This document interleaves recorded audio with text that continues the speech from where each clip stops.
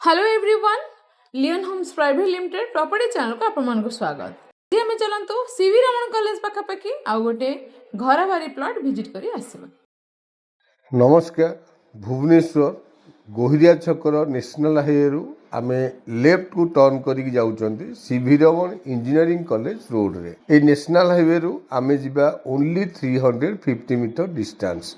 आपण मान देखंतु ए रोड को बेस करिक ऑलरेडी बहुत गुड़ाई डेवलपमेंट वर्क कंप्लीट हो सारी एंड टॉप लास्ट रोचे सीवी रमण इंजीनियरिंग कॉलेज। बहुत गुड़ाए अपार्टमेंट एंड बहुत गुड़ाए इंडिपेंडेंट हाउसेस, बहुत गुड़ाए कमर्शियल एक्टिविटीज ये रोड को बेस करके आप देखा पाइबे। एनीवे नेशनल हाईवे रु 350 मीटर्स आसिला परे आपण देखिए लेफ्ट हैंड साइड रे गोटे येलो कलर सिम्प्लेक्स एंड तार जस्ट ऑपोजिट रे आमे जाउचंदी हमर प्लॉट आड़ को।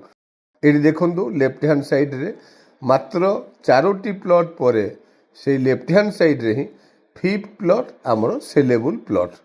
यही रोड को भी बेस करिकी बहुत गुड़ाए कंस्ट्रक्शन वर्क ऑलरेडी स्टार्ट हो गलानी एंड आम प्लॉट रो ऑपोजिट साइड रे आपण मान देखिबे 3टी डुप्लेक्स काम ऑलरेडी चालू रही।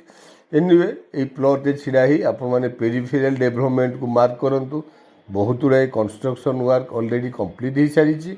इलेक्ट्रिफिकेशन प्लॉट पर्यंत ऑलरेडी पहुंची सारी एंड यही प्लॉट टी नेले आमे इमिडिएटली कंस्ट्रक्शन करी रही परिबा। सो प्लॉट टी जेहेतु नेशनल हाईवे रु बहुत कम डिस्टेंस एंड पेरिफेरल डेवलपमेंट बहुत अधिक, डेफिनेटली प्लॉट टी आपण मानकु पसंद आसीबो। Thank you. आपण मन तो संपूर्ण लोकेशन टी विजिट कले। एठी हमर लैंड एरिया 1742 स्क्वायर फीट रो प्लॉट टी हमर नॉर्थ फेसिंग रो 20 फीट रोड को टच हेछि। आपण माने मार्क करंतु 38 फीट रो फ्रंटेज घर बारी येलो जोन। प्राइस मध्य बहुत भलो 3700 रुपीस। आपण माने देरी न करी लोकेशन टी को विजिट करंतु। तळे था नंबर रे इंक्वायरी पई कांटेक्ट करबा सहित चैनल को सब्सक्राइब करे नियंतु रेगुलर वीडियो रो अपडेट पाइबा पई। जदि आपण मन को वीडियो टी भलो लागि छि do like share and comment. Thank you.